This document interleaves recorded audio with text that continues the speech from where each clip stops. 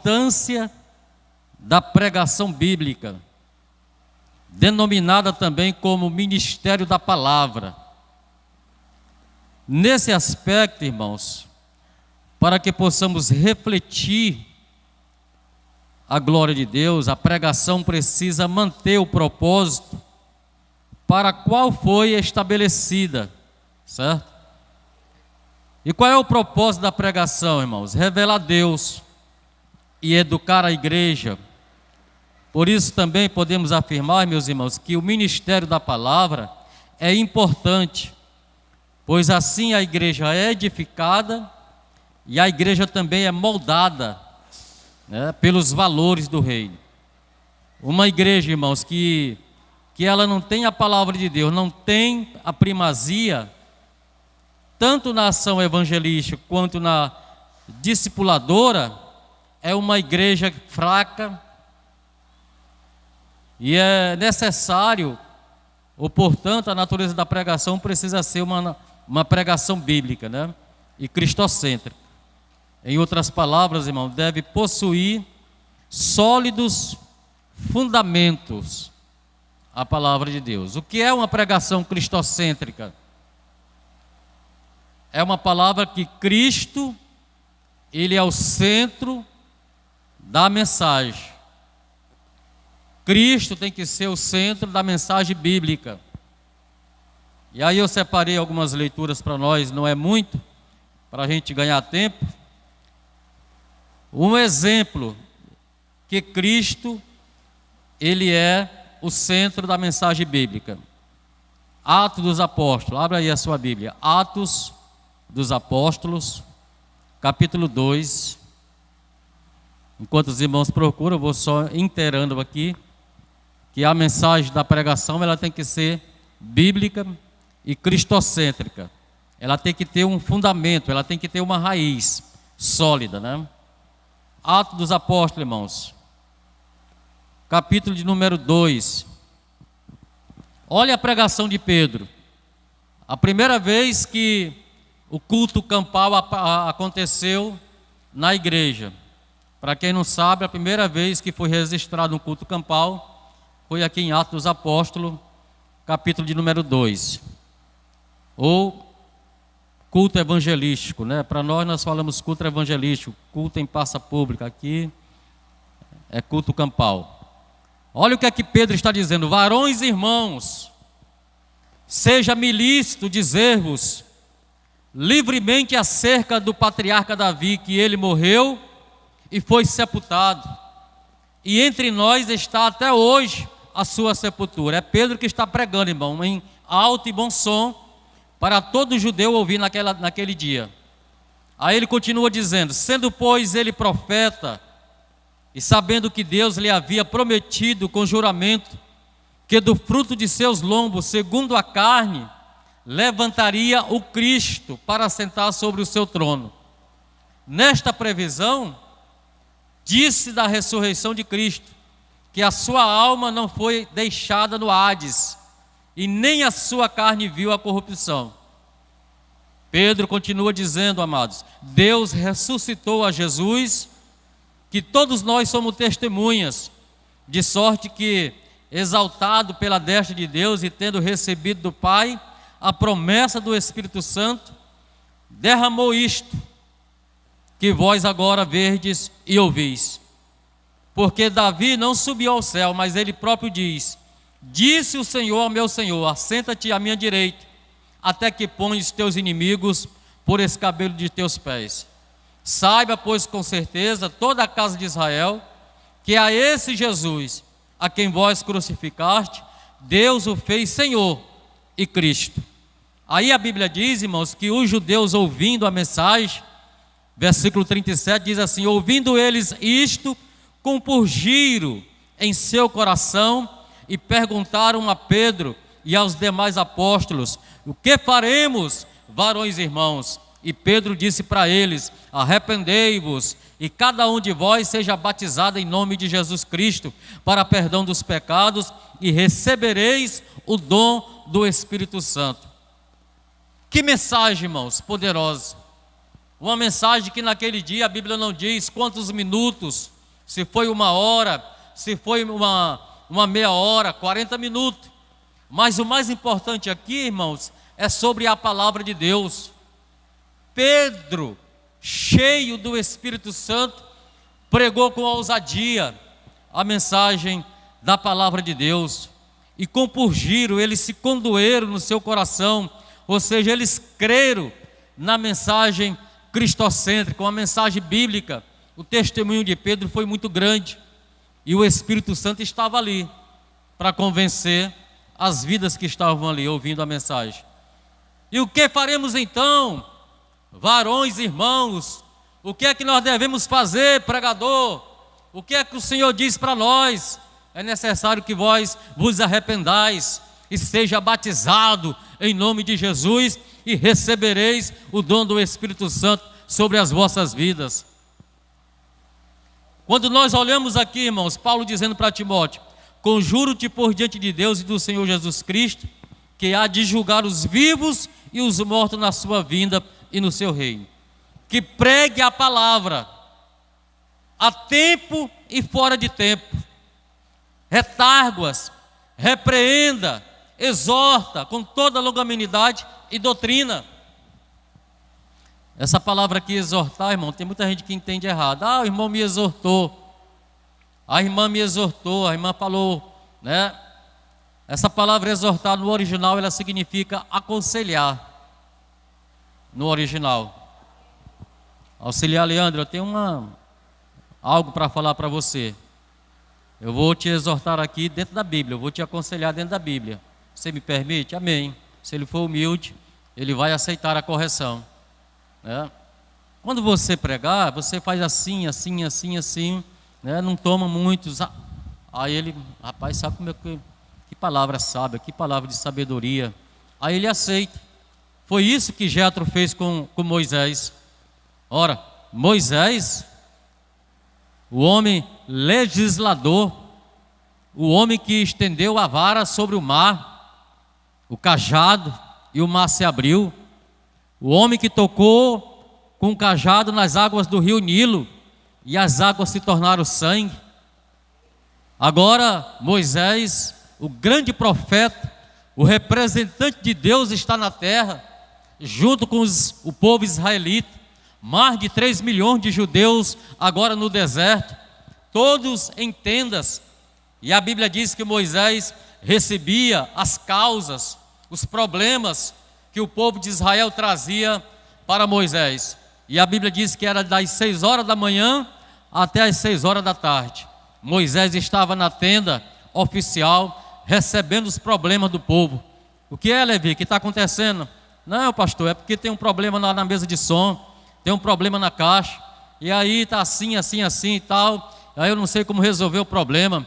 Moisés dava as diretrizes: Levi, é o seguinte, leva lá, tal, faz isso, pega lá o dinheiro lá no caixa do tesouro, vai lá e conserta, compra algumas coisas, resolve esse problema. O que é, Raimundo, que está acontecendo? Não, pastor Cláudio, pastor Moisés, é que estou passando por uma situação, e aí está assim, desse jeito, a minha vida e tal, aquela coisa toda.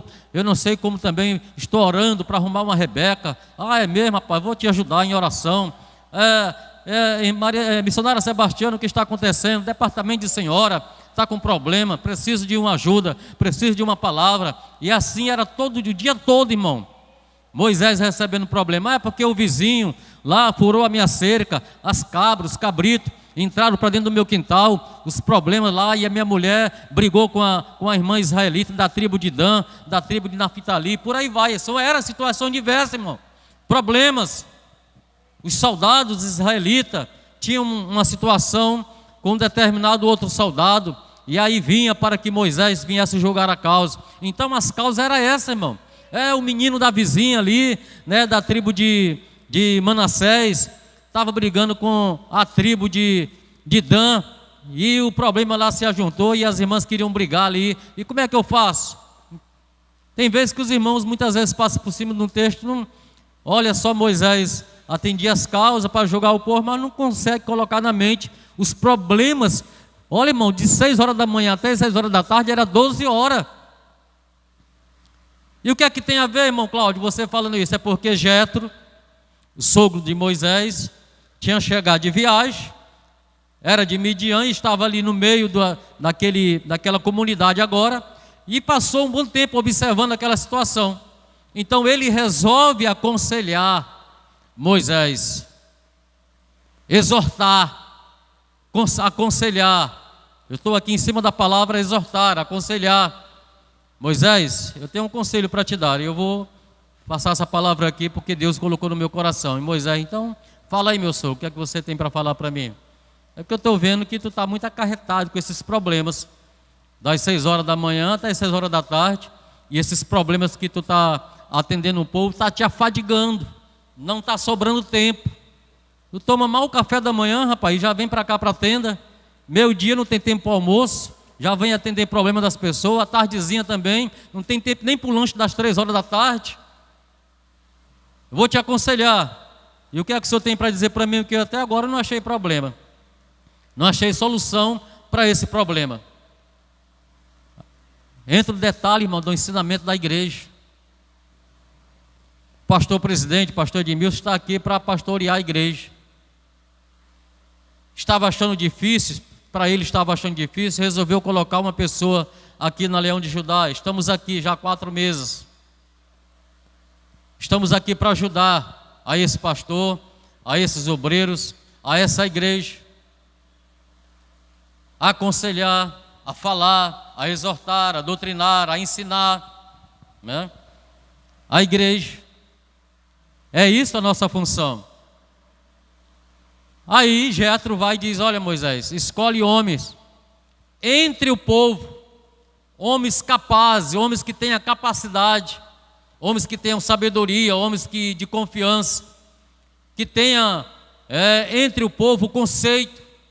Escolhe para colocar entre chefe de 1000, de 500, de 100, de 10, de 50. Coloca esses homens aí e eles vão resolver essas causas, esses pormenores aí. E as causas mais grandes, né, mais difíceis, tu resolve. Aí a Bíblia diz que Moisés acatou a ordem, ou seja, o conselho de Jetro, seu sogro, porque ele recebeu uma exortação, um conselho, né, que parecia que não aparecia ninguém, que não ia aparecer ninguém que tivesse a capacidade ou a coragem, mas Deus pega e levanta Jetro para aconselhar Moisés, um homem que através dele aconteceu prodígios. Em outras palavras, irmãos, os homens são falhos, os homens não são super-homem, os homens líderes da igreja não são super-homem, eles são falhos, né? Às vezes Deus levanta uma outra pessoa com outro dom de discernimento, de capacidade para orientar outra pessoa. E Deus faz isso no meio da sua igreja ainda, nos dias que estamos vivendo, como também fez no passado. Enquanto Geazi estava no Monte Carmelo com o profeta, o moço estava lá auxiliando o profeta, e o profeta estava em cima do monte, e ele só via problema, só via dificuldade. Mas aí o profeta ora e diz: Senhor, abre os olhos do teu servo para que ele veja. Aí quando a Bíblia diz que ele abriu os olhos espirituais, olhando a olho nu, e de repente ele está enxergando um exército de cavaleiros ao redor do monte, como fogo ali. Ou seja, enquanto os inimigos estavam lá embaixo, e ele via com os olhos carnais somente problema, o profeta estava vendo com os olhos espirituais a proteção de Deus sobre a vida dele e deles que estavam ali naquele momento. Quando nós falamos na mensagem pregada, falada, Paulo está dizendo: conjuro por diante de Deus e do Senhor Jesus Cristo. É como se Paulo estivesse dizendo assim: olha, Timóteo, quando tu estiver na igreja, prega a palavra, exorta, aconselha, tá? A palavra ela tem que ter prioridade na igreja, irmãos. O nosso pastor pastoreava nós e os outros também demais. Mas aqui e acolá a gente percebia que havia dia que o camarada não estava com muita Bíblia, aí solta muitas oportunidades. Mas tinha um pastor lá que ele pregava 1 hora e 20, e nós começávamos, era só os hinos da harpa cristã. Cantou o hino da harpa cristã, cantou mais um hino, um irmão, tirou a oferta e a palavra. Ministração da palavra, justamente 8 horas, 10 para as 8. O culto terminava para nós, termina 9 horas lá mesmo, todo o tempo. Então era até 9 horas, 9 e 5, dando os avisos, 9 e 10 no máximo, sabe? Ministrando a palavra. Ou seja, o efeito aqui é a ministração da palavra. Nós estamos falando sobre a ministração da palavra. E Paulo está exortando: conjuro-te por diante de Deus, que é do Senhor Jesus Cristo, que há de julgar os vivos e os mortos. Tem pessoas que não gostam, tem muitos crentes que não gostam de mensagem prolongada, longa demais, mas nós estamos falando em culto de ensino da palavra. Meia hora dá para trazer um ensinamento, irmãos, para uma igreja? Para a igreja que gosta, né, de ensinamento. Para a igreja que gosta de ensinamento. Não dá, irmãos. Você pode até resumir, alguém pode até entender. É bom deixar isso aqui claro. Você pode até resumir pontos por pontos, mas uma mensagem pregada com mais ampliedade para muitos crentes que têm desejo. Eu mesmo já desejei de pastor, não. Eu já vi pastor Edmilson pregando aqui muitas vezes e não desejando que terminasse logo, porque eu estou saboreando, eu estou comendo. É como se comer um pudim, irmão. É como se comer algo gostoso que você gosta de realmente comer. Aquela comida da mamãe que você gosta de comer, Levi, que você não quer que termine, que rapa até o pegado, né? É assim que tem muitos crentes na igreja, que é desse jeito.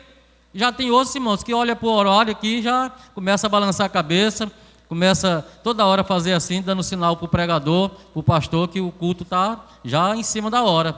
Você já viu esse tipo de crente? Eu já vi, foi muito, irmão.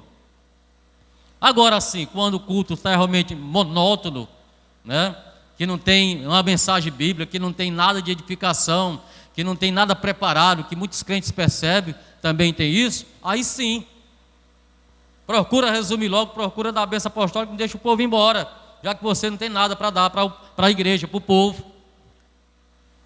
Porque não é fácil o irmão passar das 6 horas da manhã até 6 horas da tarde trabalhando, irmão, 1h30 de almoço, ou talvez só 1 hora de almoço, e vir para o culto. Ele vem desejoso para se alimentar da palavra. Muitos não vêm só pela responsabilidade de estar na mesa, ou está ajeitando alguma coisa, ou ajeitando algo dentro da igreja, algum trabalho, ou ser a secretaria, ou a tesouraria. Não, muitos vêm realmente para cumprir a sua função e receber o alimento da palavra. E eu sempre cresci debaixo do ensinamento da palavra, eu como crente, eu particularmente, a minha esposa também, os meus filhos, meus netos que estão vivendo lá no Pará. Sempre vivi debaixo da palavra, do ensinamento da palavra. Sexta-feira para mim era sagrado. Sagrado. Aí Paulo, olha o que é que Paulo está dizendo 2000 anos atrás. Conjuro-te por diante de Deus, do Senhor Jesus Cristo, que há de julgar os vivos e os mortos na sua vinda e no seu reino, que pregue a palavra a tempo e fora de tempo, redargua, repreende, exorta com toda longanimidade e doutrina dentro da palavra, né, que ele quer dizer, porque virá tempo em que não sofrerão a sã doutrina, mas tendo comichões nos ouvidos, irmãos, amontoarão para si doutores. O que é que isso significa, irmão? Eu vou sair da igreja Assembleia de Deus, que é a igreja mais rígida do Brasil.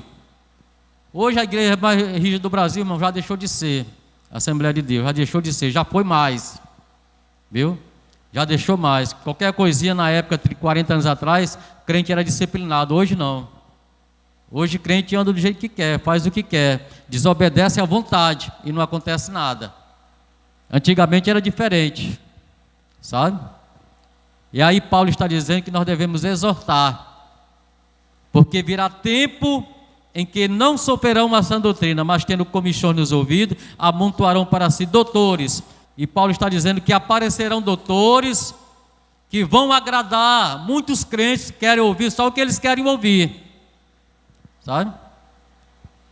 Vão agradar aos ouvidos deles, ou seja, eles querem viver do modo que eles querem viver, ou seja, há uma igreja para todo tipo de gosto, de doutrina, de ensinamento, para todo tipo de crente. Hoje tem uma igreja em cada esquina, irmão. Eu vou sair da Deus Amor porque Deus Amor é muito rígido. E vou para lá, vou para cá, vou para lá. Cada um tem sua opção, irmão, de escolher. Lá eu vou me adaptar direitinho, lá. E é justamente isso que Paulo está pregando. É o que eu estou transmitindo para os irmãos.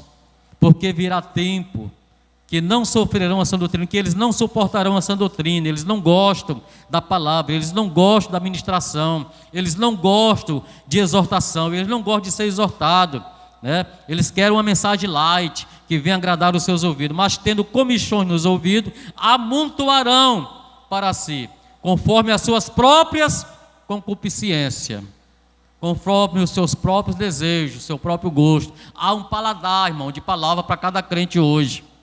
É isso que Paulo está dizendo para Timóteo naqueles dias de 2000 anos atrás. E ele continua dizendo: e desviarão os ouvidos da verdade, voltando às fábulas. Aí ele exorta para Timóteo, exorta para mim, exorta para você que está aqui, quer ir para o céu, dizendo assim: mas tu, ser sóbrio, tudo sofre as aflições, faz a obra de um evangelista e cumpre o teu ministério. Ou seja, faz a obra de um crente verdadeiro, digamos assim, de um crente que quer realmente morar no céu. Examina as escrituras, vê o que está certo, vê o que está errado, vê se realmente está de exagero demais, vê se realmente está enquadrado dentro da doutrina, da palavra, esse alimento espiritual. É isso que Paulo está exortando para Timóteo, passar para a igreja. Timóteo era um jovem, como se fosse, irmão, o auxiliar Raimundo aí, irmão, o Raymond. Era um jovem, era um discípulo, era um obreiro agora. E Paulo estava aconselhando ele para que ele pudesse ensinar essa igreja, porque ele agora era um dirigente de uma igreja. Tinha que se preocupar com a palavra, tinha que se alimentar da palavra, tinha que estar meditando na palavra para ministrar para a igreja. A igreja não vem para cá cansada. O presbítero que está na portaria, ele passa o dia trabalhando, ele tem os seus afazeres. A irmã Nívia está ocupada, mexendo com alguma situação do seu trabalho. Da mesma forma, é o Raymond, é o Levi, é o Leandro, né? Está fazendo os seus afazeres, mas pensando, preocupado, como é que vai agir uma fiação, alguma coisa, um controle, um som do trabalho que lhe recai dentro da igreja. Mas ao mesmo tempo, ele quer sair aqui edificado da palavra. Ao mesmo tempo, ele quer sair alimentado espiritualmente. Não é só o secular, não é só a responsabilidade que ele cai. Ele quer sair com a palavra dentro do seu coração, enraizada, firme, para que ele possa voltar novamente e receber também esse alimento espiritual, que é edificação espiritual para a sua vida, para ele sobreviver. É isso que muitos crentes querem. Eu sei que hoje está difícil, eu sei disso. Nós passar como cristão, irmão, 4 dias, 5 dias sem congregar, irmão, sem estar doente, sempre é bom lembrar disso. É raro, irmão. Para os tempos daquela época, todas as igrejas em culto de doutrina era a igreja lotada.